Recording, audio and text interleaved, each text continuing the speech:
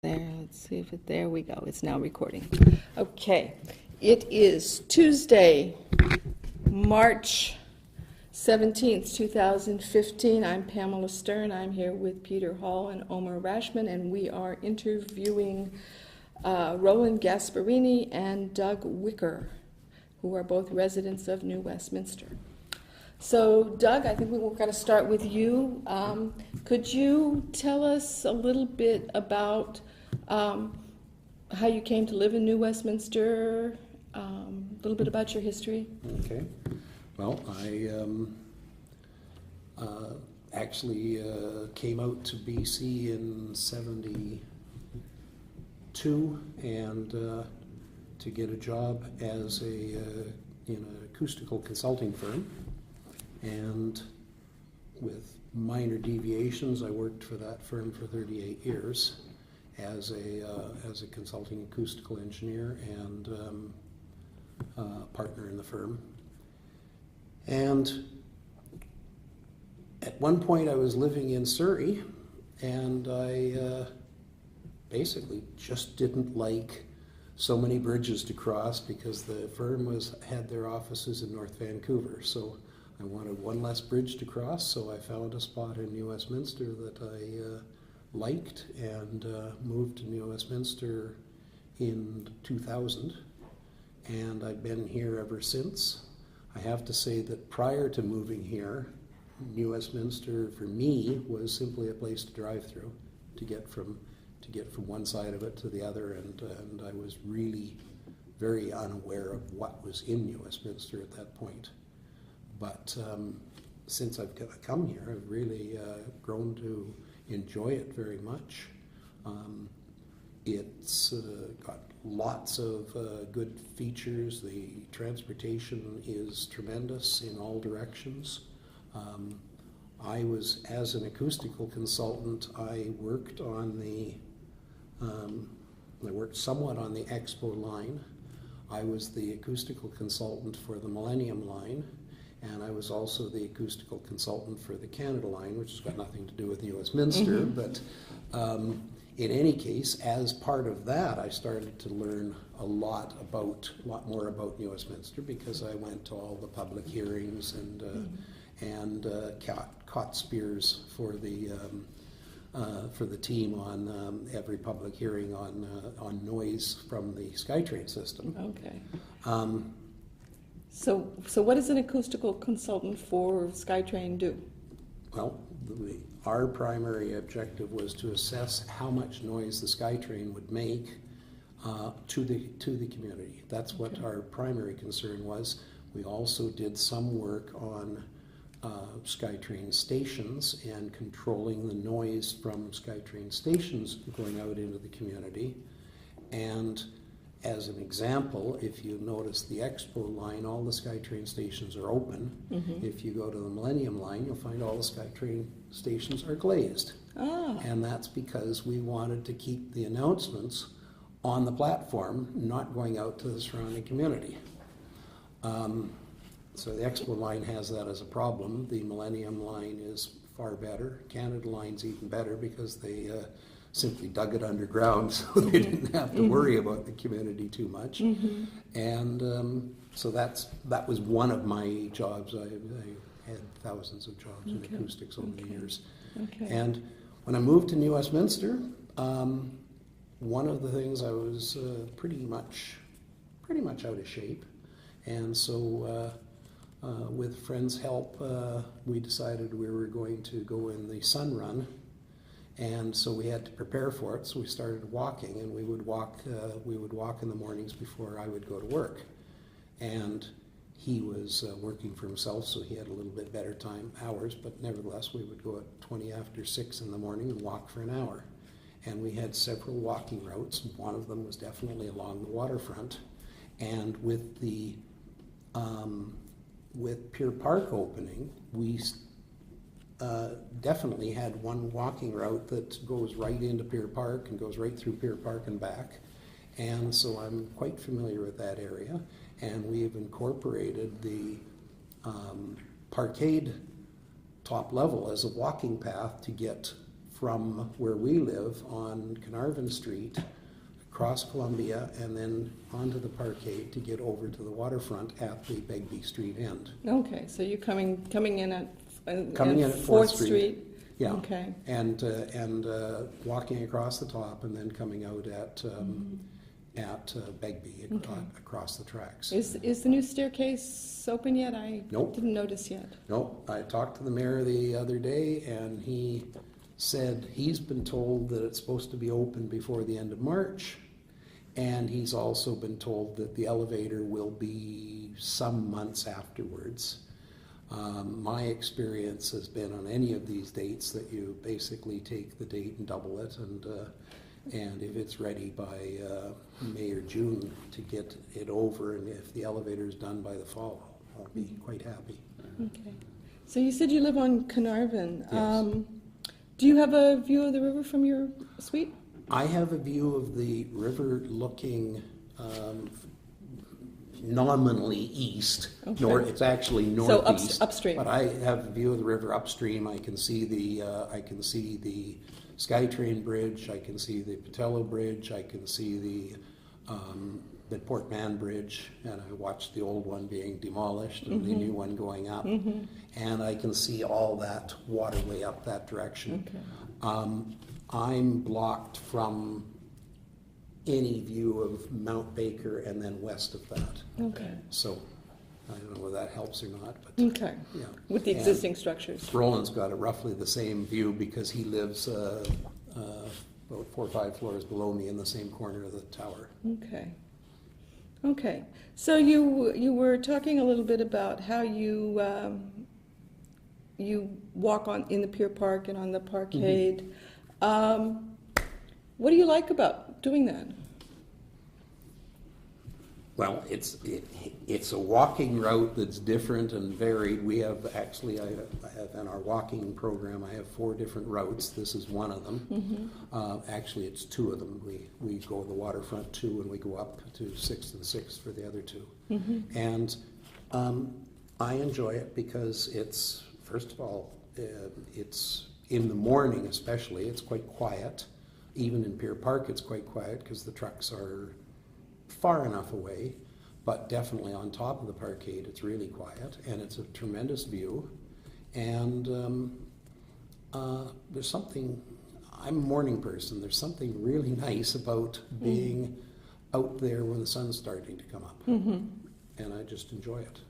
And it's fresh air, and it's healthy for me. Okay. Do you see a difference in the view from the top of the Parkade versus being in the Pier Park? Does it feel different? Oh yes, similar? You do see a different view. You see far more from the top of the Parkade. When you're down in Pier Park, if you're looking straight across the water, you've got the same view, but you don't have anywhere near as good a view looking up or down the river as you do if you're on top of the Parkade, because you're basically 30 feet higher. And it's, if you think about the linear park in North Vancouver at over by Lynn Creek, they've got a tower there at the end of it that you can climb up to get better views of the harbor. And everybody climbs the tower because that's where you get the better views. So anytime you raise your point of elevation, you get better views, better pictures. I take lots of pictures, not as much as one of my friends, but I take a lot of pictures, and I try to get sunrise pictures. Okay, I was going to ask, what do you try to get in your pictures? And Should I interject just one comment? Absolutely. One of our group, trying to save the Parkade, he made a comment to one of the councillors as we were walking up there who repeated the idea, well, we have the Pier Park, isn't that enough? And we said, well, it's a totally different view. And he came up with the analogy that I thought was brilliant. He said, it's like stadium seating. You know, you don't build a stadium all on the flat. You build it so that people can look down and have a different view of the field. And that's exactly what it feels like up there. You actually, Pier Park becomes part of the landscape that you look at there. You see the people down there. It's interesting. You look beyond the river. You can watch the tugboats come out from a long way and then go up river or down river. So it's a totally different kind of perspective. When you're down in Pier Park, you're on the ground. You're looking kind of over you're almost too close to the water, right? You're really just down there. And not only that, when you're at Pier Park, When you look out, you know what you see? Trucks. Ah, You know what you hear? Trucks. Yeah. okay. You know what you hear in the top? Nothing. Quiet. Birds. It's amazing. Like even when the train goes by, if you walk to the side closer to the building, it actually dampens the sound of the train. So it's a totally different experience up there. And you know, I just moved to New West in October Oh, okay. after years of my wife trying to get me to move here. And that walk inspires me every day to get out and walk. And my background's in public health. Okay. I retired recently as the Chief Medical Health Officer in Fraser Health, which includes New West. And one of the things we try to do is get people out walking. Like that's the best thing we can do now for our health, right? Well, having an interesting place like that to walk is huge. Sure, you can say, well, you can go to Pier Park now, especially when we open the overpass, but people need variety. And what this does is gives you this circuit where you can go down to Pier Park if you want, walk to the end, come up the overpass there, walk along the top and back down, or vice versa. So it gives you this really interesting kind of walk and inspiring views. I've seen people up there doing their Tai Chi exercises, and it's just, you know, you let your imagination run wild about what could happen on that view, and it's incredible. Okay, that's what. Plus, all these interesting drops down to Front Street, right? So you can take the stairwell down to the new Old Crow coffee shop, you know, down to the wine shop, without having to walk along that truck traffic the whole way to get there. You can take the ramps over to Columbia Street. So we're going to lose all the western half of that connection between the city and the waterfront when we lose that. And I'm going to be disappointed at not having that. I just think it's wonderful to be able to nip over to Columbia, nip back on the top. People on Columbia can come, you know, busy lunch hour. You come over, you got this great view, quiet, you know. We know that in public health, having this kind of nice thing to look at in the middle of your busy day is huge. It refocuses you, it makes you think better. So people are unlikely to make their way all the way to Pier Park, especially if they're near Mackenzie and have to walk all the way up to Pier Park to get to the overpass. But they can go up there right now, just head right up, enjoy the view, and head back to town to continue their work. So from a public health point of view, for me, it's a huge, huge asset. Okay. Well, the thing we've also heard from people is they don't go to Pier Park because the overpass isn't open yet, and they just find it too hard to get in there. Okay. You know, they have to Once walk. it is They have to open. go all the way down to Begbie and then walk all the way back to Pier Park. They don't do it. We do it because we like the walk, but we've heard from people, because obviously we've been talking to a lot of people. We've heard from people, they say they won't use Pier Park yet. They're waiting for the elevator to open. Okay. And Which gives you an indication of, if you take away that half of the parking, well, that's another 500 meters for people, or 250 meters for people to walk to get from the parking there to the wharf. And it's the wharf side where the quay side, where the market is. That's where the most demand for the parking is. So we're saying, keep the parking where it's most needed, use the top for a walkway, everybody wins. Nobody loses. Okay. however, we're jumping ahead. Yeah, because- yeah, Can yeah. I back Right. up to? So you asked about why we like walking up there, right? Yeah. So that was Okay. Back up to a comment. You say your wife spent many years trying to get you to move to New West. So Yeah, well, why, what were her arguments, and what were your resisting arguments? Well, she was born in Queensboro, Okay. right? Her Russian grandparents lived there until they died, and she was born on a house in Ewan Street. And then the family moved to Surrey. Her grandmother then moved back to New West, to a house in Queens, which her daughter, my wife's aunt, still lives at. So my wife has 4 aunts here and 8 cousins in New West, right? So we always came, when my son was young, we'd come here and walk the piers, they were building it up. And so she's been for years saying, we want out of the suburbs, we want to live where we can walk everywhere, we're close to the water. And I was reluctant because, New West is a little bit, busy, traffic, da-da-da-da-da-da. But as we started to look around and we were looking for quietness on the quay, we had decided we wanted to be in a busier area up north. And then where I ended up moving on Carnarvon was actually just down the street where I started my public health career. The New West Health Unit used to be at the corner of Carnarvon and 6th Street. Oh. And so about 30 years ago, I started public health there with the chief medical health officer at the time, John Blatherwick. I was one of the offices. In fact, it was that year that they were just starting to build the river market, and we were going down with the inspectors to see what they were doing to prove the different things they were doing there. So I can remember just seeing it start to develop there. So that was in At around that time. 86? I would have been about 86? 83. Oh, okay. Yeah, it was just starting then. And then I remembered actually I'd lived here for several months when I was going to Simon Fraser University. I lived up on Cumberland Oh, in okay. a house, and so I actually realized that I actually had a lot of connections to New West that I'd sort of kind of forgotten about. But because she has so much family and history here, that she eventually talked me into it, and we sold the house in Surrey, moved here, and now I walk every day and many times a day. Every day I try to get out, walk along there, then go down and see the sunset. Okay. All right. He's an evening person, I'm a morning person. Right. Well, I get out in the morning with Doug too. Yeah. If I can manage. Okay. So you mentioned that you see people doing Tai Chi on the Parkade. What other activities do you see people doing? Mostly walking, jogging. I've talked to a lot of people now since I've discovered it's going to be torn down. And there was a couple of women there with their young babies in carriages, and they just like going back and forth along the top and down the ramp.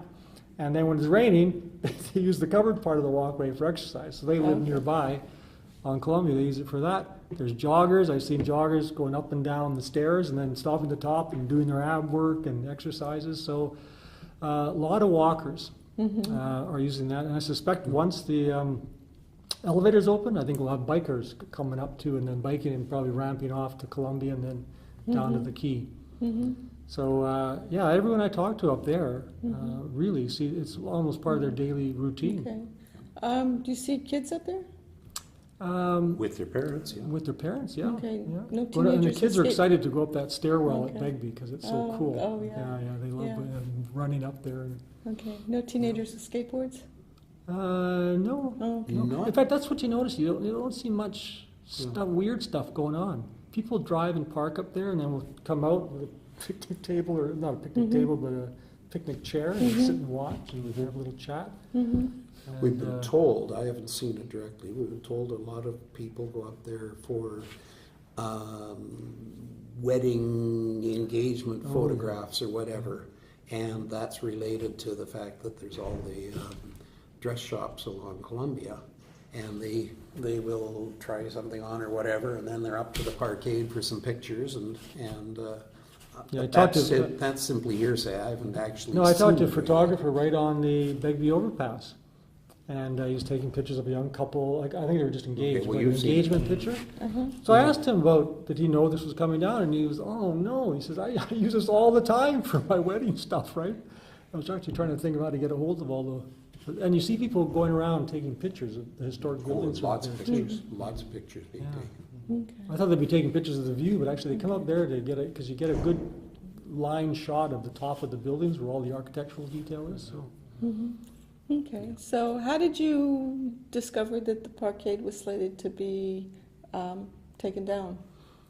I think I first heard about it at the all candidates meeting when one of the business owners who was going to be affected by it was kind of commenting on it, and it sort of surprised me. I think at that point I started asking. Yeah. Probably Doug was there. I just moved here in October, right? So I was unaware for Yeah. weeks of walking. There's no signage up indicating that that's the plan. Okay. Yeah, So it's then, very, So, it's very yeah. much been hidden from a lot of view in terms of there's been, as I say, no signage. I've been aware of it for several years. Quite frankly,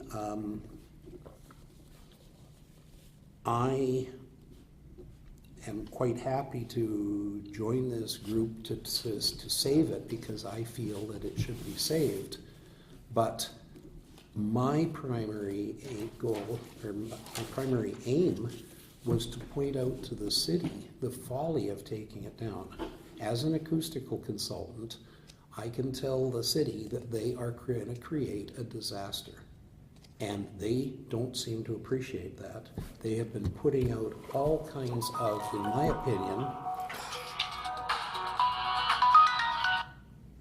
opinion, all kinds of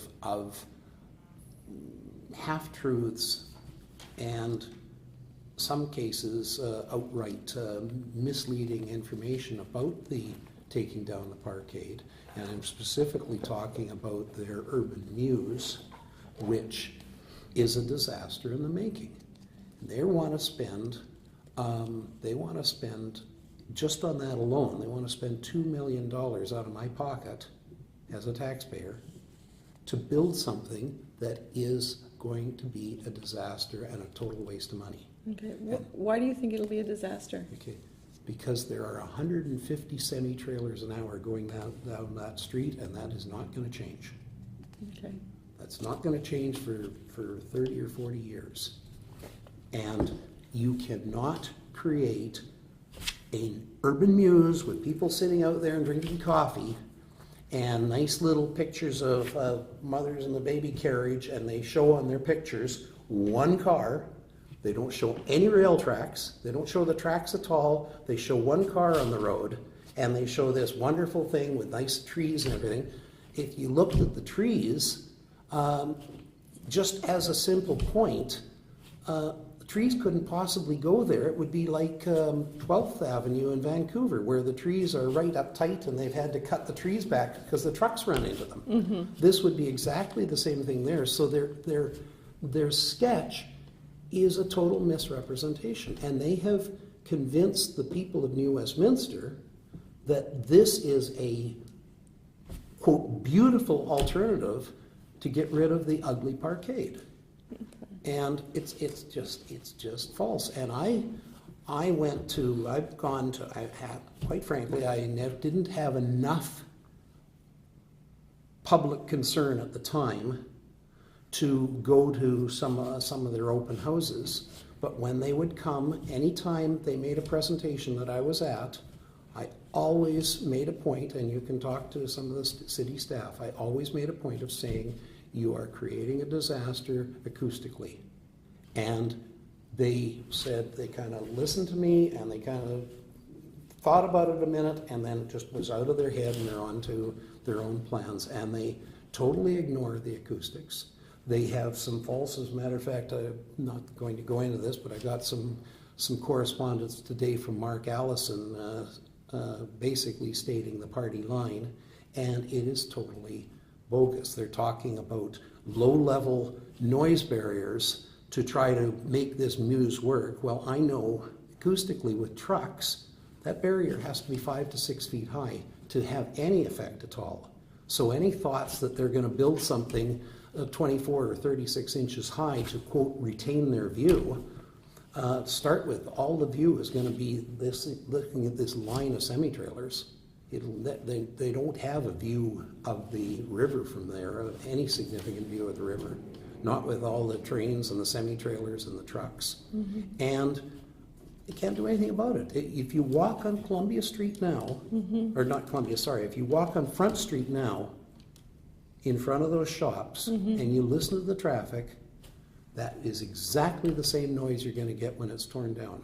Mm-hmm. And the difference is that now all the people above the Parkade in the new trap center, mm-hmm. they're all going to be exposed to this noise. Mm-hmm. Because right now, they are shielded from the noise. All you need to do is go over there and stick your head out a window, and you mm-hmm. can tell that. Mm-hmm. They're shielded from the noise because they don't start until 6 stories up.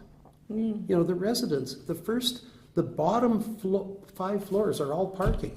Mm-hmm. So the residences start 6 stories up. They're already 20 feet above the Parkade.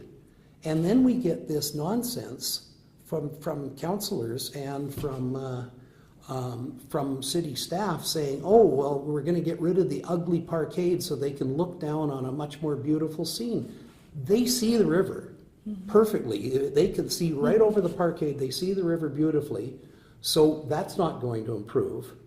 And what they're going to be looking down on, instead of looking at the Parkade, which we feel could be visioned into something very attractive for them to look at, but even the bare Parkade right now, with a few cars parked on it, is far better than looking at 150 trucks an hour. Mm-hmm. And that's what they're going to see. They're not going to see anything else. Mm-hmm. And it's just, to me, part of my reason for being in this is if we're successful, I'll be very happy, and I will be extremely pleased that we've been able to make a difference and we've been able to improve New Westminster. But the other part of me is saying, if we aren't successful, I want to be in a strong position to say, I told you so. Because I want that council to know that they made a significant mistake, because I also know that if people like me don't tell them that, they'll wash it under the bridge, because they'll say, oh, well, you know, we knew we couldn't do very much because of all the trucks. You know, just we'd have to live with what we've got, and they will just brush it off, instead of this image of it being a nice, quiet little area. Okay. Let me ask you a question about noise engineering, since we're Yeah. talking about that. So now the trucks are loud, and they're loud underneath the Yes. parkade. Yes. If the parkade was gone, does the noise disperse any? Well, the noise disperses from a line source like that. The noise disperses in a cylindrical form, so it's a linear relationship with distance. The noise will diminish with distance, but we're not talking a big enough distance to make that much of a change. I did some measurements on Burrard Street, fairly famous measurement that I did, at least famous in the acoustic community. We went to one of the towers on Burrard Street, and we measured the noise level every 10 feet going up from the street. And everybody was predicting, oh, the noise should drop considerably. But it didn't. The noise dropped from the bottom of the tap, from the awning over the entrance to this hotel to the very top, and dropped by only 3 decibels. So the noise right now is being blocked by the parkade, and the noise has to go out somewhere. It goes out the sides, but it doesn't bounce up. If you look at the geometry, the noise coming from the trucks that hits the lower level of the building, take Trap, for example, hits the lower level where the parking is, it reflects back out, and it's gone over the river. It never sees the upper portion of the Trap building because there's nothing to reflect it back. And so that's all gone over the river, and the parkade itself is protecting the upper levels. It's a fundamental rule in physics and in acoustics that if you block the line of sight from a noise source, you immediately get a 5 decibel drop in level. And the more you block the line of sight, the more attenuation you get. Well, in this case, that parkade is blocking a phenomenal amount of the line of sight. There's no reflective paths that can take the noise up any further. And it's also blocking, for the Trap building, it's blocking all the rail noise. And that rail noise is very substantial. But you can, from the Trap tower, you virtually cannot see the railway. And if you can't see it, it's being blocked. So they're going to tear all that down. They're going to get all the rail noise exposure to the Trap tower. They're going to get all the truck noise exposure to the Trap tower. And they're saying, oh, well, this is a wonderful thing. We should be doing this. I just think it is basically negligent to be doing that. They have not done a proper study. If they had engaged a consulting firm to do a proper noise study of the significance of that, I would basically say, okay, let's see what the results are, and I would live with that. But they haven't. And their idea was, I don't really know what. Their idea was to say, well, okay, we will get some reduction to the noise level at the street level on Front Street if we take the parkade down, and they will. But my estimate is it's 1 to 2 dB, and a 3 dB change in noise level is a just perceptible level. So 1 to 2 dB change in noise level, a drop in noise level on Front Street will be imperceptible to the people there. And so you appreciate right now it is intolerable. So dropping at 1 to 2 dB won't make any difference. But the people up top on the trap tower are going to see at least a 10 dBA increase. And I haven't got the tools now that I'm retired to actually calculate that, but that's a calculable factor. The acoustical consultants do that all the time, and we did that on the, our firm did that on the Plaza 88. And that's why, if you recall, on Plaza 88, the residential towers have this awning going over the tracks. Mm-hmm. That awning is there for noise. Was not there for anything else. Okay. We put it up because I said they needed to do that to shield those residential units from the noise from SkyTrain. Right. And it's the same thing. The Parkade is shielding the residential units from the noise of Front Street and from the train noise. You can see why the city and developers really have no interest in protecting people from noise. Because it's a complicated issue. If you start telling people you're going to protect them from the noise, it's endless, right? Mm-hmm. So I can see why they would want to skirt around this, right? Because everybody would be complaining, well, you protect us from noise too. And when you densify an area, what you see in the literature is nobody ever wants to talk about noise. Even my public health literature, they like to talk about how people walk more, how you're less fat, how you're more fit, all these things, right? No one ever wants to talk about how about the increased noise exposure. Who's studying the effects of that? Some people are now. So I think, you can't protect everybody from everything, but here we have a beautiful acreage of quiet space with a river and park view for the people who can't afford to live in the quiet waterfront towers they will soon build there, right? It allows them a place to go and experience that kind of elevated, quiet waterfront view you might get from expensive condominium living, right? So it is a public asset. The benefit of this particular public asset in that space is actually protects hundreds of residents who happen to be there right now, and it will provide some partial protection to the towers that will be built along the waterfront. The people who have to face the traffic side because they can't afford or didn't get there in time to buy the nice waterfront stuff, right? So it's like the history of building towers is you build the nice stuff for the people who can afford it, and then the other people subsidize the tower by living in the noisy part, right? Cole Harbor's like that. If you look at the values of Cole Harbor, right? It's double at the waterfront view. But in any case, so that's okay. They were here we have a about place that where it floodplain. provides a quiet space, and yet the city just wants to come up with all sorts of arguments to continue supporting one idea that was brought forward. And yes, there was public consultation on these imaginative, let's call them that, imaginative artistic renderings of what a muse could look like if you ignored the fact that the heavy truck route. It's in there if you want to. Okay. If you want to turn it to Okay. the page and show you what we're All talking right. about. And as a recent entry into this, I've been reviewing I've tried to convince myself that this is a good thing. That in fact, this does disconnect from the waterfront, that the 50 years of history of this building that was built by the businesses in town, right? Somehow it's less important than other historic buildings, right? And as I read through all the reports and then the decisions, it was all selective reporting from the reports. The Parkade report said the west side is most utilized. There's no parking along Quayside Drive. You can never find parking there. The greatest shortage of parking is the Key Market area, and the west side of the Parkade is most utilized. Let's tear it down.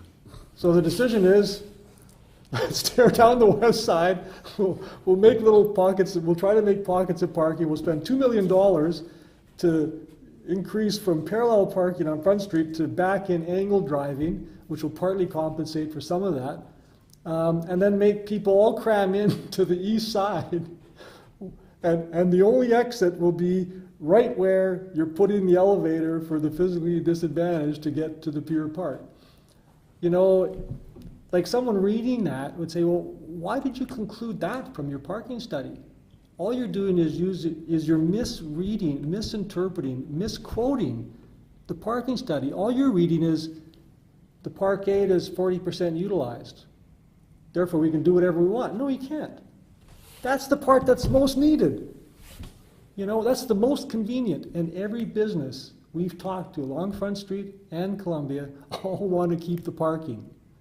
Somehow, through all the politics of upheavals of downtown business associations, they finally managed to get a board that, quorum said, okay, you do it as long as you can prove to us you've made adequate parking, right? And now the business association says, no, we're okay with it. You talk to every business operating there, and none of them want to take it down. So, rather than get discouraged by saying this decision was made, I just get inspired by talking to all the people who actually want it there and So see the benefits. What's your experience and what's your use of the Front Street underneath the Parkade? Well, there's only a few businesses left there, right? Right now, we've been Are you going to talking the frontage road, or you're talking Front actually Street. Front Street? What's the distinction between the frontage road and Front Street? Front Street has 150 semi-trailers an hour. So you- The frontage road is Okay, between so Front Street and the shops. Because I don't distinguish between those Front Street. those two. I call Okay. it, so fair. Okay, so I'm meaning the businesses on frontage. Mhm. Yeah. Well, the only businesses left on the part where they're tearing it down now are a new coffee shop just opened up last week called the Old Crow. So we've been going there for coffee every day to find out what's going on there. They seem, they're brand new, so they can't kind of commit, but no, they're okay. It's kind of nice having the parking right there for people to drop in their stairwells and go right down to them, right? So it's pretty handy for them. And then there's a wine shop. Right. Who's been there for a while. So I have their wine list, and I'm going to go get some wine made there. Okay. And there's lots of customers who need to park there. And then there you walk down. There's the burnt down building, unfortunately, which will Right. now maybe be some more residential, which will benefit from it.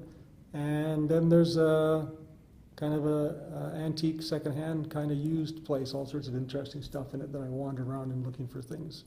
And then farther up is a kind of army surplus place. Right. The only business who jokingly said he's in favor of it, because when there's no parking on the west side, people will be forced to park there, and more people will drop down and see him. Okay. 'Cause So, he's right so next that's to the irony of the parking situation. But it's going to be very hard, for businesses to make a go of it there anyway. For businesses that operate maybe evenings and on weekends, particularly a Sunday, and the truck traffic dies down a bit, I could see that they might do better. But then I don't see this like coffee shop suffering much because they close the doors and then you're kind of protected from the noise, right? You still hear it a bit, but it's not bad with everybody talking in there. But as Doug has noted, the storefronts they've created under the parking garage This is under the trap are like what, tower. 12 or Yeah, 15 the trap, feet deep? the trap Like people they're open. obviously made a concession to the city. The city said you have to put some storefronts on the bottom of the trap tower. I'm sure the developer basically said, okay, we'll write it off, give them whatever they want. If you go down and look at those facilities, they are totally useless spaces. They are only 12 feet deep. There's no back door entry, so they have to, all the entrance has to be from street side. They're 12 feet deep from the window to the back wall. On the Front Street side? Yeah, at these shops, there's 4 stalls built into the bottom of the trap tower. And as I say, this was simply a concession to the city, and I call them the bankruptcy specials, because anybody who moves in there is gonna go bankrupt. They basically took, it's where the Parkade entrance is, the Parkade entrance goes in, they basically took one line of parking stalls and just put up cinder block walls and put some windows in the front. That's the storefronts, right? I mean, And then there's it's an empty lot, and there's the back end of a building. back end of the bank building. Yeah, back so end they the kind of store. talk about, daylighting these historic buildings, we all love historic buildings. It's one of the reasons we like New West. My wife likes it, right? But there's lots of daylight down there now. There's really no shortage of daylight at all, right? And in the summertime, in fact, the Parkade probably creates some nice shade on Front Street, on their street, so that you don't get as much heat there. But there's not a lot of historic buildings left there, frankly. You know, you've got this 100 meters of parking garage, basically, painted nice colors, but it's not a historic building. Oh, you're talking traffic. That's right. Yes. Anyways, as we go through, you know, trying to bring these issues clearly forward, we bring forward what we think are rational arguments. The city and council seem to just resort to repeating the same hackneyed, cliched phrases that really don't hold much meaning, like daylighting the street, connecting the waterfront to downtown again, right? Ignoring the fact that the Parkade provides connections now, which will be gone once you take it, and people now will have to wait down by the trucks to cross the street to get there, right? So there'll be, there won't be a vertical. Only at the end, 4th Street, Pier Park. That'll be the there won't overpass. Be a vertical so they're cutting it at 6th? They're Yes. cutting it at Yes. 6th. At 6th. The new part of the Parkade is what's scheduled to come down, And the newer part. and Is that the new? No, it's part? the older part. It's about Thought it 4 or was the 5 older years part. older. It's 4 or 5 years older. It's like, I thought the west was the oldest. the west is oldest, yes. Yeah. Oh, okay, Probably about 4 or 5 years. okay, That's good. It had a ramp okay, up at this end. okay. And there'll only be one on and off ramp? No, Well, there'll be one on-ramp at 6th, but the only exit will be at 4th Street. Yeah. So There's in currently a- one in a- exit in Mackenzie, and a public ramp walkway to Columbia there. That'll be gone. Also, So the there's city 6th, has said, Mackenzie, then Begbie. yeah, the city has said they are still looking at the 6th Street ramp with the idea of making it 2 ways, widening it, making it 2 ways, which again flies in their whole idea of one of their ideas, and I think it was because the mayor's got a view down 6th Street, they wanted to open up 6th Street to the waterfront. So if you're up on 6th Street, you look down, you see the waterfront.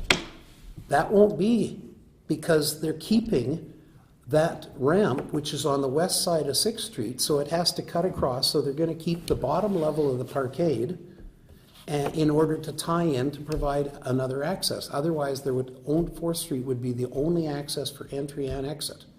But even then, So, so they're not going to totally remove the Parkade from 6th Street, and that was one of their objectives, was to open up 6th Street so you had a nice view of the waterfront. That was something the mayor wanted.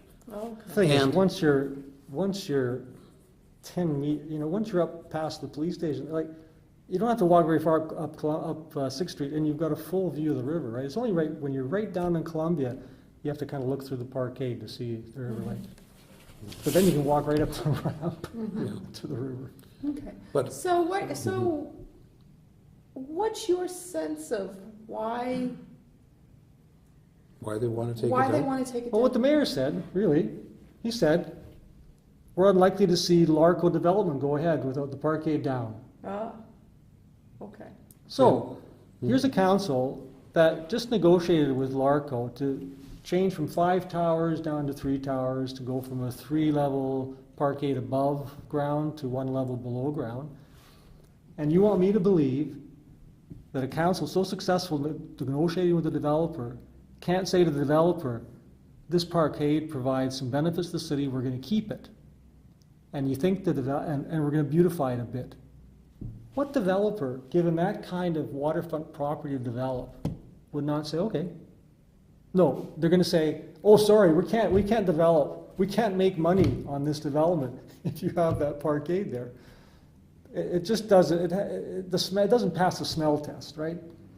You know, the council is good at negotiating with a developer. They will certainly be able to convince them that this Parkade is fine as it is and just needs to be a little bit beautified, and then it will also be an asset to the residents, particularly the ones who have to face that side of the development.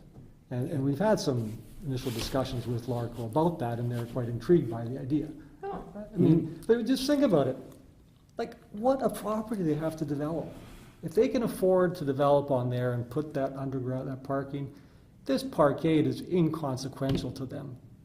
Like, maybe their marketers just, their marketers can market it either way, right?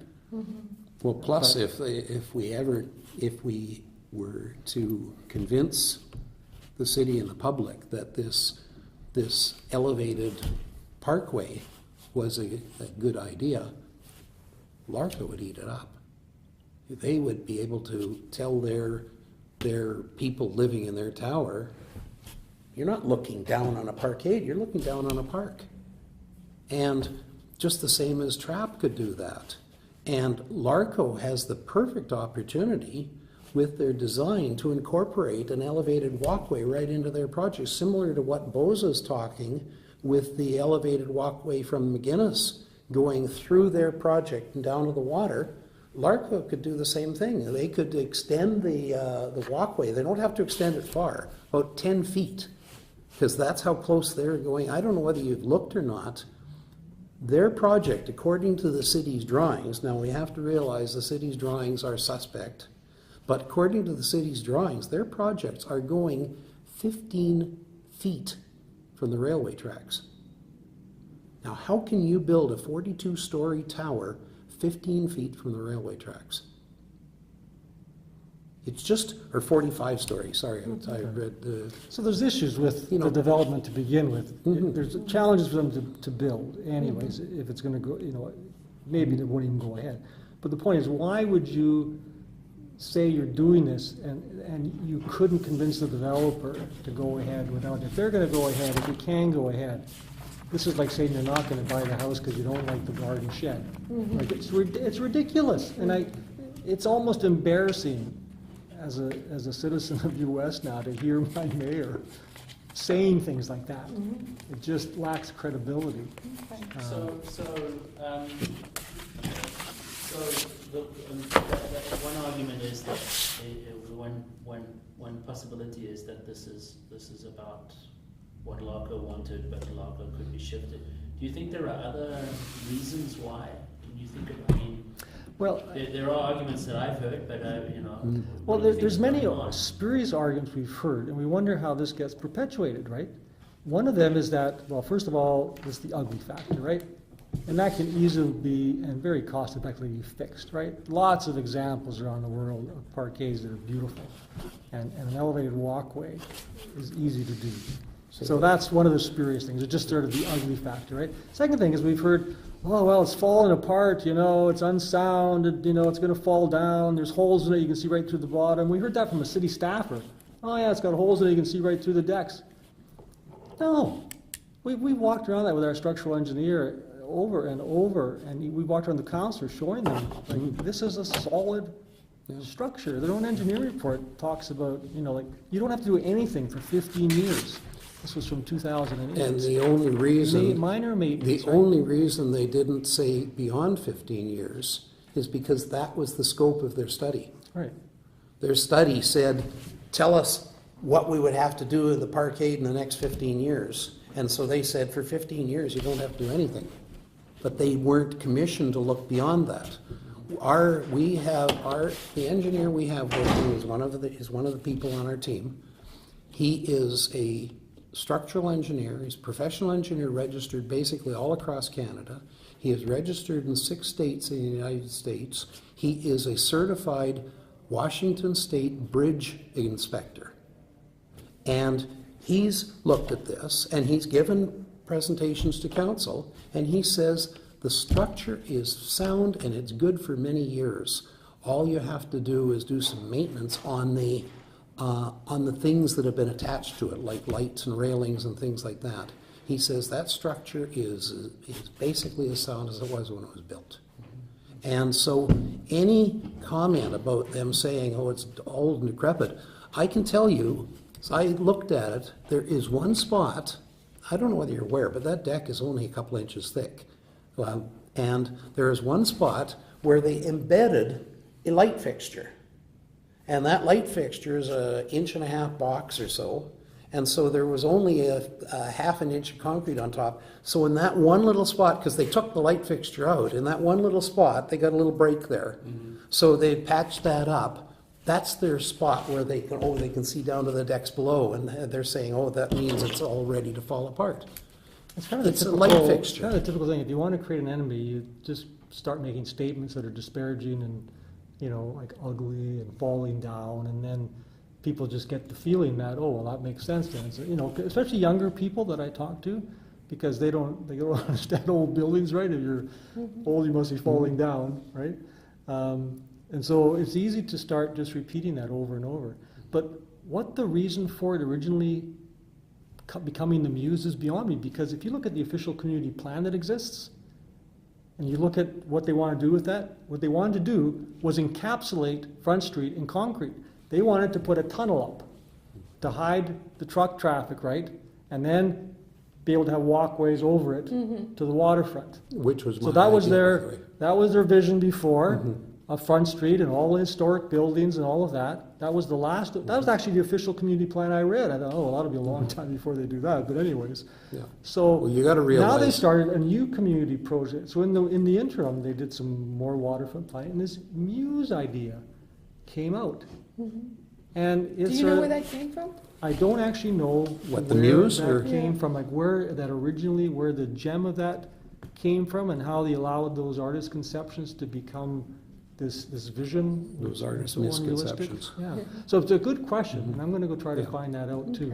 But I don't know that. But now this next planning process started, right? Love Our City Visioning started in February. We went to the big meeting about that, the follow-up with the open house. So we started presenting. One of our colleagues is an architect, and started talking about the potential for Highline, and people were quite excited about it. Like, oh yeah, we've never thought of doing that. That's a great idea, right? And in the open house session, Doug brought a satellite drawing with the whole route shown, and we actually had it up on the wall above the poster boards where previously we would put the posters for Highline. And it was explained to people and getting lots of great reaction, right? And it appeared in a number of the posters, and so we were talking to people about it, and oh yeah, that's really interesting. Very frugal too to repurpose something that, instead of tearing it down. So I wasn't at the previous public consultations. I looked at all of the poster boards and things, and who knows what happened to what the actual discussion was Okay. at those points. Yeah. Have you ever taken on a public cause like this before?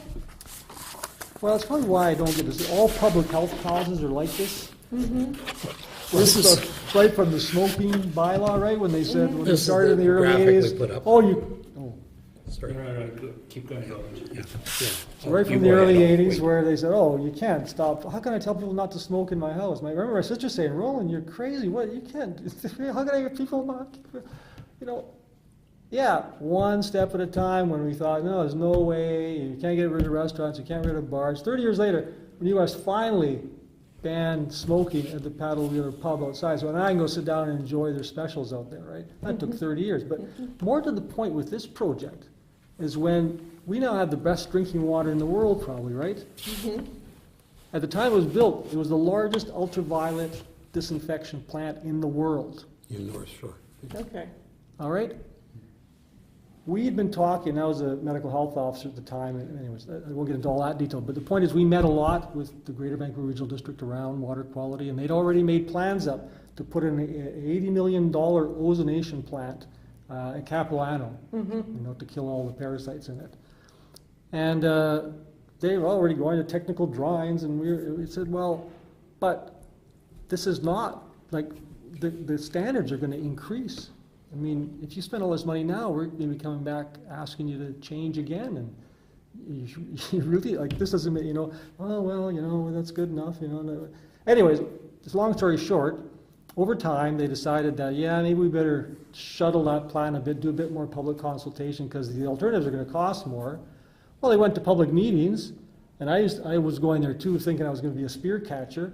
Instead, the public was saying, oh, well, geez, that's like the price of a pizza a couple of times a month to have this better water. But not only that, we want you to look into this ultraviolet business, because we're hearing this is a really good way to disinfect water. You can put less chlorine after. Oh, and the engineers, were saying, well, geez, that's how can we, that's like amount volume of water we got. Well, so they went ahead, they looked at, well, maybe this is doable. The point I'm making is, we went from them thinking, we're going to do this, that's all we can afford, to consulting with the public, who actually gave them more input, and at least they were sensible enough to think, you know what, we better rethink this. And that's encouraging to me. Yes, they've made decisions along the way, previous councils made some decisions. I look at the reports that they've made their decisions on. You could have gone another way with those reports, but now you're kind of repeating the same message to people to support this one vision, and I just think that's wrong. And it's never too late to bring a good idea forward. And I've had lots of examples in my career where those ideas, if you persist, and once people start to understand, then councils change their mind. But yeah, when councils start to get in a certain direction, it's like being on the train track. It's hard to get them off that track. So I moved here, as I said, in 2000 I think it was, the end of 2000, or started 2000. And I was still working as an acoustical consultant, and I retired basically 5 years ago. So 2000 to 2010, I was an acoustical consultant. One of our projects was the North Fraser Perimeter Road. So I was fully aware that it was planned to go right along Front Street, and they were going to rip out the Parkade and rip out a whole bunch of other things and put in a 4-lane highway there. So I went to the city as a resident and said, you got to fight them with everything you've got to say that if they're going to put a 4-lane road in there, that they totally encapsulate it. And I said, you can have this flowing over top, you can have lots of public access. I said you could build buildings over top of it and have parking near the truck route and everything. And I pushed this with the planner at the time. And so, lo and behold, and I talked about it at various meetings and everything, lo and behold, all of a sudden the city's policy was we want to encapsulate Front Street. That policy stayed in effect as long as that planner was remaining with the city, but he was terminated, and all of a sudden that plan changed. In addition, North Fraser Perimeter Road was put on hold. They like to think it's dead. I like to think it's no way that it's dead, that 5 years from now or 10 years from now, when they need the road system, they'll bring it back, at which point now we'll have quite a battle as to how it's going to go down Front Street if it does. But maybe, that one of the thoughts they were talking about at the time was they were going to tunnel under Columbia. And that would be fine with me, but Front Street is going to be a real problem. But nevertheless, that's been dead for now. So this new plan for the Mews and everything developed out of the city's idea that the North Fraser Perimeter Road was dead. And they had this lame idea that they would be able to shut down all the trucks on Front Street, and that the Front Street, in their own words, would become a sort of like a arterial connector, and that would be it. And so if that had been the case, maybe this might have worked, this Mews. But they didn't do anything about the trucks. They can't do anything about the trucks. And then the city's policy, after they put this plan together, the city's policy was to shut down all the trucks on every street except for 10th and Front Street. And so, or 10th Avenue and Front Street. And so their policy was not to cut down on the trucks on Front Street. Their policy was to try to increase it more. TransLink told them to get lost, because TransLink said, we're not taking the trucks off of Royal, so forget it. And so that meant that we didn't dump a whole bunch more trucks onto Front Street, but we could have. because that was the city policy, flip-flops from day to day. I And think we need an anthropologist and a sociologist to help us understand this. I Yeah. think that's what we are, so. so, and I just want to, one other thing is, I don't know what your time is, but I can Yeah. be here till 4 or 5 Yeah. if you, Yeah. if you think you want it, but Well, I we do have wanted, another meeting after. okay, yeah, I wanted to add, we think if the Parkade is kept, and if the park is put on top, which seems to be a logical thing, because the city's saying they don't need all the parking. So if we put a park on top, instead of sacrificing 300 parking stalls, we'd only sacrifice 150. We'd use the top deck for park. And that would keep everybody happy, because it would keep the parking all along. It would keep all the existing infrastructure, which is in good shape. And we believe that we could take Antique Alley and turn it into something really exciting by using the panels, or using the columns supporting the Parkade to support transparent acoustic barriers, infill panels in between those columns. And you would do it simply on the storefront side, and this would stop a phenomenal amount of noise, 20 dBA at least, of noise getting through from the trucks through to the storefronts.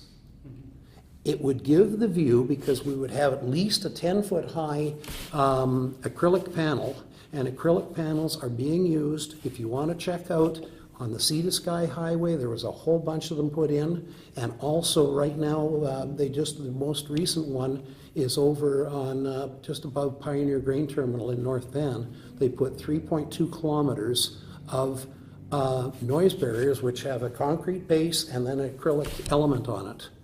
And acrylic panels are rated for, they're guaranteed not to go cloudy or stain for 30 years, which is a good time. They wouldn't be exposed to the ultraviolet in any case underneath the Parkade, and they wouldn't be exposed to anything except the noise. And what that would do is block the noise from the trucks. It would also block, if there's any concern, it would block the fumes, because Okay, that's what I was gonna ask. Would they collect the diesel soot and then need to be cleaned often? they might, but I mean, so, we at our strata, we get somebody to clean our windows once a year. It's not a big Yeah. deal. Okay. And we priced out, just to give you an idea, they're talking about $2 million for this Muse. We think what we would do, because I would then take the frontage road, and if I had my way in an ultimate dream, I would take the frontage road and I would turn it into a pedestrian mall, and I would say, okay, vehicles for deliveries can only be there after midnight, between midnight and 7 a.m. And during the daytime, it's open for pedestrians to walk along there. The shops could all now develop out onto the street because it'd be quiet.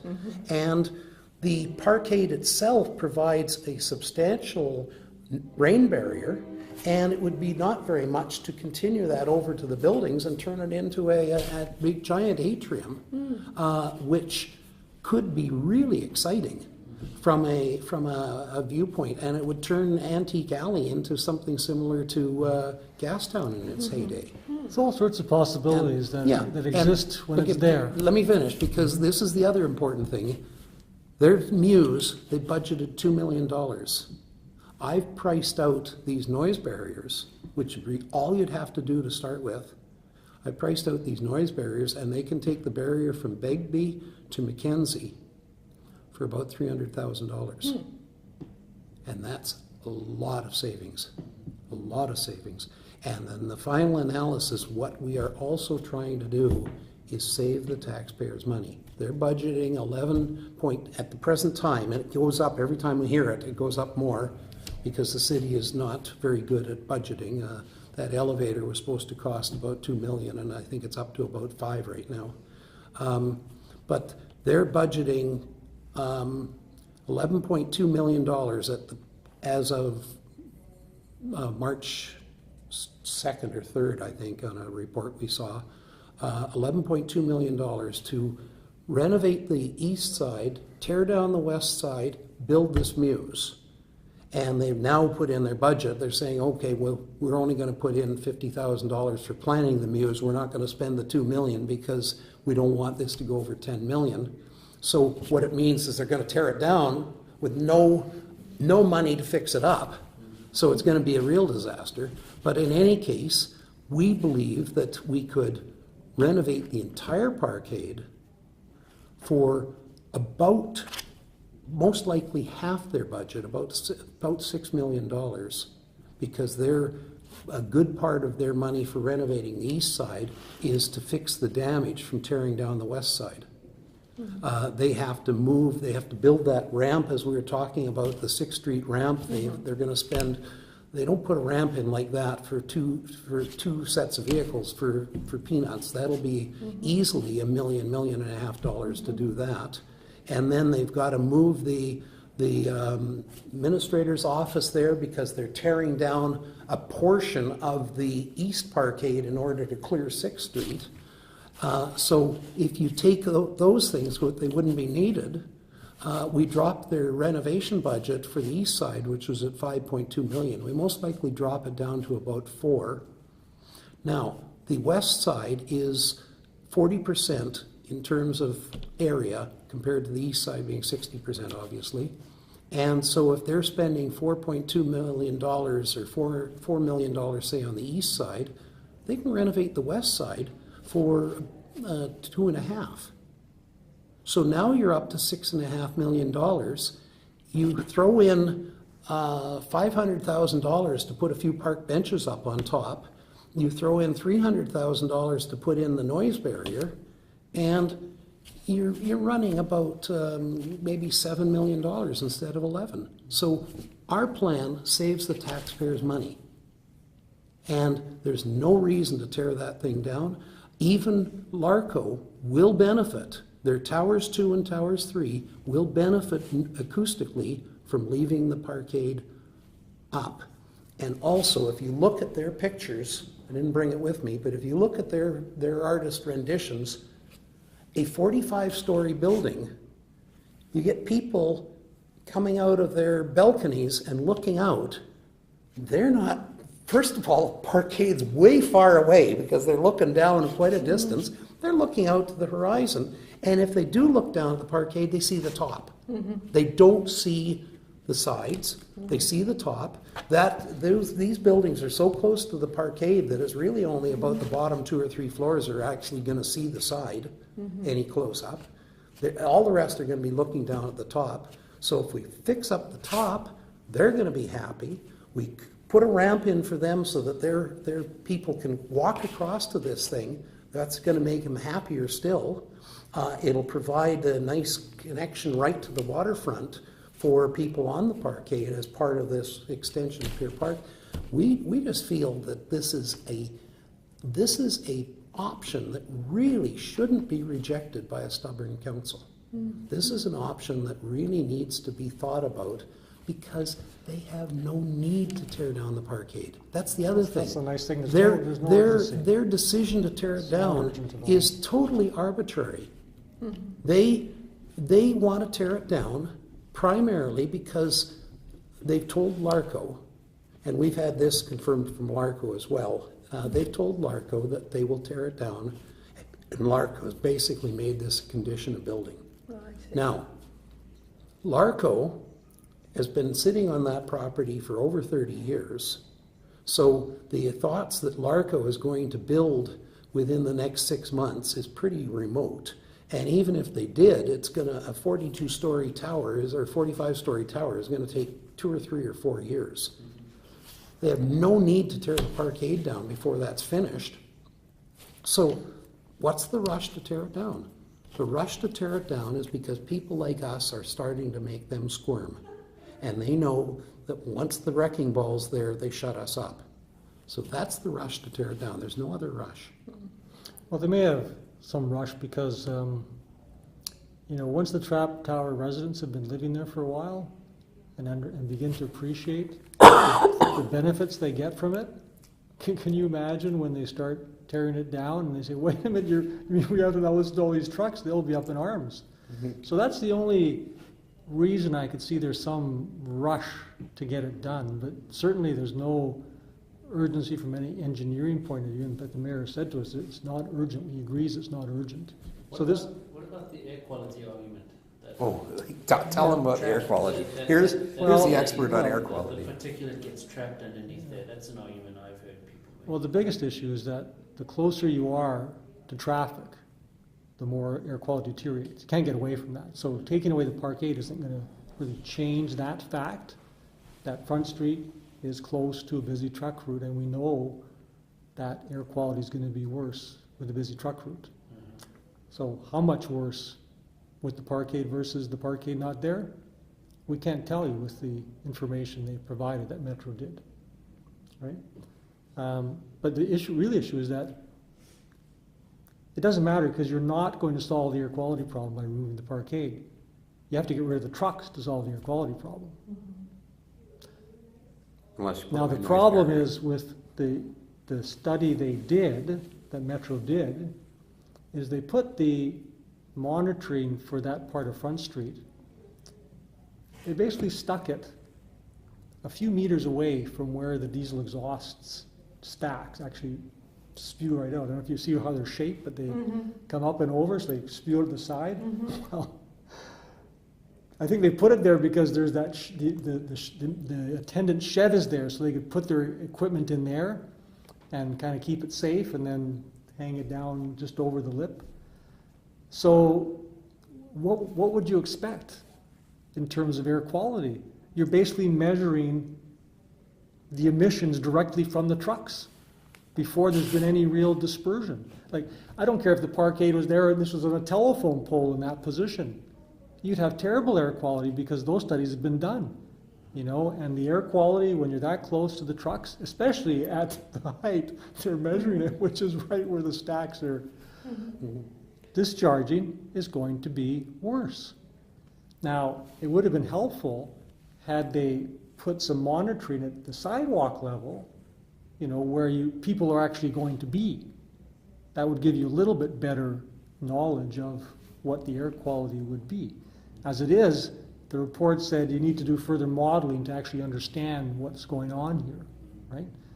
And unfortunately, the other place they measured as a comparison was farther along Front Street, past the Parkade, but twice as far from Front Street as this monitoring station. So not only was it not up at that level capturing the diesel, it was also twice as far away. And what you see, the air quality is also deteriorated there.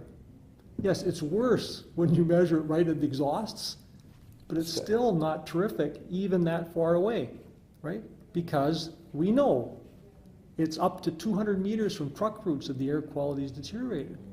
So you would never put an ambient air quality monitoring station like they have distributed all over Metro Vancouver. You try to get air where it's been mixed, right? So you put it up top of an elementary school or something where you have some reasonable chance that that's the air that people are going to breathe 24 hours a day, right? So then you develop these guidelines. They're called ambient air guidelines and targets, objectives, right? Well, sure. So for illustrative purposes, they just showed how this diesel exhaust site basically compared against the ambient standards. Well, yeah, it was worse than the ambient standards, but that's not how you'd use ambient standards, right? You don't measure stack emissions and say, well, they don't meet ambient air quality standards. Ambient air quality standards were developed because this is what people are exposed to 24 hours a day, right? So unfortunately, the study they did has been used completely out of context to say we have to do this because the Parkade makes the air quality worse. No, the trucks make the air quality worse, and that's not going to change much. So you don't think their ultimate play is to try and get that out of the truck route? Well, how is it possible? I don't know how it's possible. I'm Exactly. just trying to understand their exactly. Whether that might be what they're trying to do. Well, but that's a huge long-term speculation, but in the meanwhile, we have to lose a valuable asset as some little, I mean, that's not going to change anybody's thinking about whether trucks are there or not. You know, the plan that I seen from the last community consultation was to put a tunnel under the city from Saperton, then connects over to connections to Braid and to the freeway. That's the city's plan for getting rid of truck traffic. That's not even mentioned in the mayor's plan for that we're going to be paying this increased tax for. It's not even in there. So, like, that's, I mean, how many decades for, I mean, there'll be a whole generation will have lived and gone out in the US by the time that kind of vision is realized. And it's just, it's not, like, I don't think it's fair.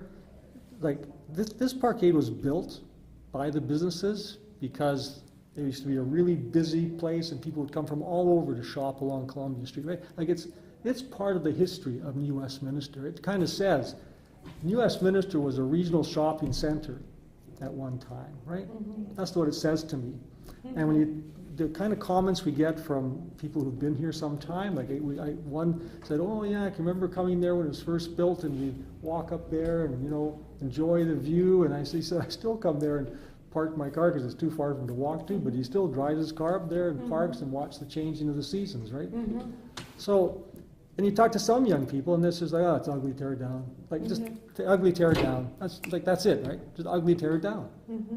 Well, other young people, like the BC TV reporter we talked to this morning, thought it was really cool. Like, this is the kind of thing that is so cool with these overpasses and stairs down and this beautiful view. Like, he stayed there for a long time taking video of the whole place, right? So I think the council kind of, whatever motivation they had for only presenting this one single view, mm-hmm.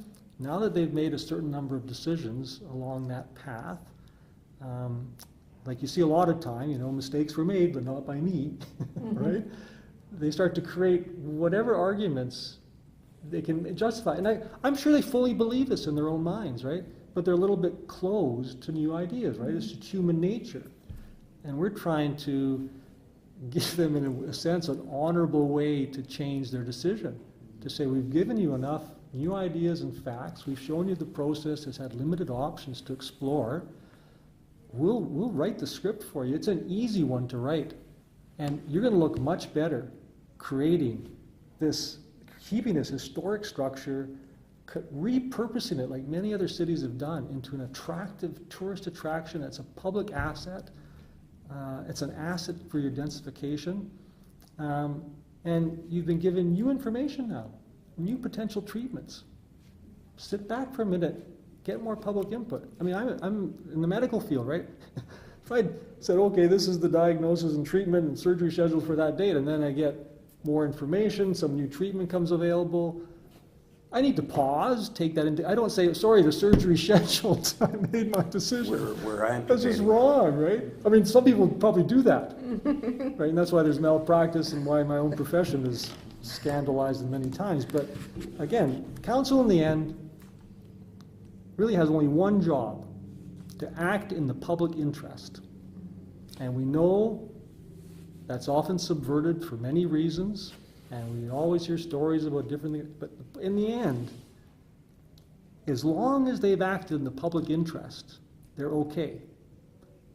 And in my estimation, the only way for them to act in the public interest at this point is to respect the history of New Westminster, right? Respect the views of people who use this facility, respect the views of experts who are telling you what an asset and a benefit this is and what harm it will do to take it down, and then make decisions that are in the public interest, that aren't a decision based on the same repeated, hackneyed, tired phrases that don't really have any meaning. So, we'll see. I've been told by some landlords, you know, you're wasting your time. Mm-hmm. I've wasted my time before. Sometimes it hasn't worked out, sometimes it has. I said, my whole life, I've only ever had to act in the public interest. As long as I was doing that, I was safe in court, safe from legal things, as long as I acted in the public interest. And all we're saying is, please, council, act in the public interest. Okay, great. Omar, did you have any questions you wanted to ask? What do you mean by anti-gully? Oh, Antique Alley, if you go down there and look, there's a sign right there that says Antique Alley, and that's what this was, all along Front Street. And I have to admit, I'd forgotten, when I first got married, my wife and I came down to Antique Alley and she bought way too many antique pieces of antique furniture, because the whole area was all antiques. There was 20 stores down One of them there. actually just closed down. some Almost weeks all ago. of them have been disappearing, but that was in the mid-'80s. That was really a very popular place for antiques, and the sign's still there. If you go down and look, you see the sign saying Antique Alley. And when you say mid-'80s, is that because that was your first experience of it? That or- was my first So experience. it could have been earlier. Oh, I'm sure the antiques were much earlier. It's just I was taken I down there wasn't. in '83 by my mentor, Dr. Blatherwick, because he's interested in war medals. So every time I came to the New West location, we came there, we would always go down to Antique Alley and go through the war medals down there. I can remember at the time thinking, what a cool little street. I mean, it probably wasn't as busy with truck traffic then. Yeah, no, it wasn't. I don't remember noting quite as much, but Yeah, I don't when either. you go down there now, it is just And the trucks were smaller. definitely, Yeah. that's right. Yeah. They were dirtier. They were dirtier. Could have been, yeah. Just, what, sorry. We should track that. We should actually explicitly have a look at what was when was the antique, Mhm. because that It was there when we moved here. yeah, sure, that was the That's the only shop, right? Yeah. No. yeah. The only store now, right? There's only one there. There's one antique shop and one kind of war antique Yeah, shop, but they had, war surplus. you went into the shops and you got to go through a back door, and they had warehouses just full of stuff, all underneath, running right through to Columbia Street. There was amazing stocks of antiques they had there. So it's an interesting history. Like you could highlight that even, like we've had ideas about the Parkade where you could actually, because you have such views of downtown too, right? And like the way you have plaques up on the quayside or the quay boardwalk now explaining parts of the river, like that would be a wonderful place to showcase, some of the river work.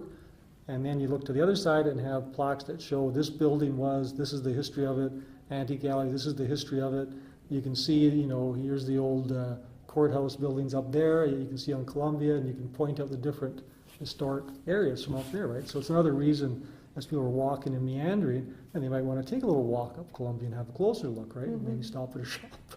So It'd be worth tracking that though, because that's a kind of a specialist retail that needs cheap sites but close by parking. Mhm. So it's Oh, like yeah. people are coming from all over the place Yeah. for something unique. So Yeah. it'd be worth trying to think about when that began Yeah. in relation to the waterfront, of course. If I just, couple things. One is the noise barriers I'm talking about would also act as a perfect pollution barrier, because it would be from the ground right up to the underside of the deck, and it could be sealed. So it would be a good pollution barrier as well as a noise barrier. It would have a substantial clear vision element so that people's views wouldn't be blocked. They wouldn't be blocked of the waterfront or anything like that, and it would still work. And the most important thing is, it can be done for that price because the structure is already there to hold it. You tear down the Parkade and then you put noise barriers up there, the price doubles or triples, because now you have to build the structural elements to hold it. Okay. Yeah. Okay, any other questions? Peter, Omar? So maybe now I think one of your best or strongest strategies is to go maybe to Larco and try to convince them. And Well, try to present we're them. working on every possible front we can.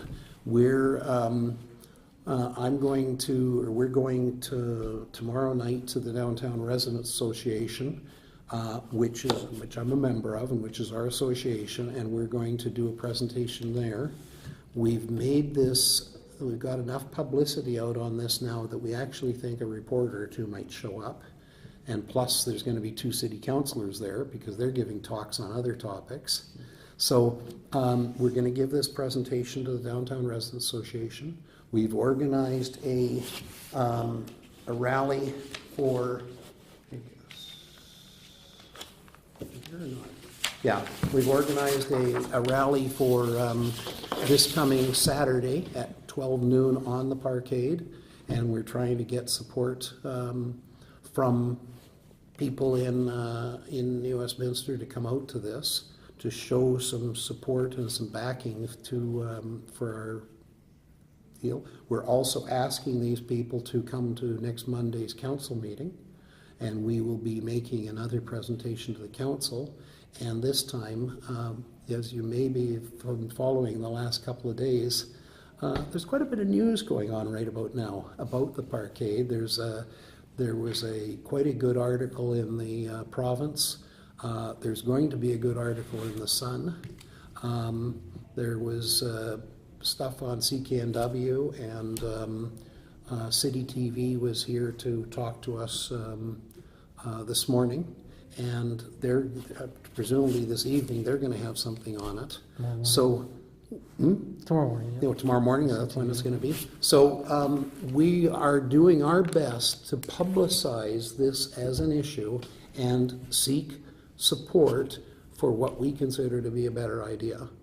And our objective is to have the city council say, maybe we should relook at this, so let's not tear it down right away. That's all we're asking them to do. And then put it out to the public for some good public input, rather than showing the public what planning has decided to do and pretend that the public's got any input, because that's what we normally see. We normally see all these display boards and everything, and planning's already decided exactly what they're going to do, and then they're bringing it out to the public for comments, and then the comments get filed in the back of the report saying, oh, these people said all these comments. And mayor and council looks at it and says, okay, we like the planning department's going to do, and we'll pass it. And that's what's been happening on the Parkade. The nice thing is, once the Pier Park overpass opens, then the public will have a better chance to kind of experience this, and that is where we have to give some room for the public to start experiencing this and to start to appreciate what the other options are, because they're not now. Even Patello Bridge, at least, they actually had an option that turned it into a parkway. I had a comment on Twitter. That's one of the things we're doing. I started learning how to tweet. And one of the tweets was, well, why don't we turn Patello into a park? I tweeted back, that was a published option. Our elevated overview has never been an option, right? So I'm learning how to make 140 character sound bites to enter, bring the past, use the modern tools to save our history. But it's difficult. What And is the timeline to run the Parkade? Well, Like 4 months? let's put it this way. They have already gone out to tender, and there are people coming from, companies coming and preparing their bids to tear it down. From our perspective, that's just information gathering. And they're talking about starting the renovations on the east side, I think. Well, it wasn't going to be March, but probably April. Well, it seems to be pushed back, but they're talking the renovations on the east side within the next month or so, and then they're saying they want to get the east side renovated before they tear the west side down, which is also going to mean way more money, because they can't renovate the east side and keep the west side open. So It'd be 5 months of renovation, yeah. and then supposedly 2 months of demolition. yeah, so next fall. And then who knows how long Yeah. for the rehabilitation of the Muse after they've torn down the park. Well, they haven't even got the money in the budget for the news anymore, so. It'll be very interesting when they start the work, though. It's always And interesting. people start to realize what actually is going on. By then it'll be too late. Yeah. Well, let's Anyway, see. Never too late till the wrecking ball comes. Yeah. Well, yeah. Will you lie down in front The of most the interesting I've learned No. is No. there's actually a No, absolutely not. Twitter site called the Hulk Parkade. And they've done things like they colored it green, and they make all these angry statements. Don't get Parkade mad, you'll be angry. So there's like this whole humorous, almost year-long I just- Twitter feed on the Hope Parkade, both positive and negative. But the latest one, they got Miley Cyrus on her wrecking ball heading towards the green. So it's pretty funny. I mean, there's humor in the whole Yeah. process too. And so someone in the tweet said, what's the chance of getting Save the Parkade to talk to Hope Parkade? So I did. I said, Hope Parkade can be cool. Just ask his friends. Just needs new wardrobe. So, learning to tweet. Okay, very good. Anyway, thank you so much. This has been fascinating. Okay. Well, now that we're off record, what advice do you have from the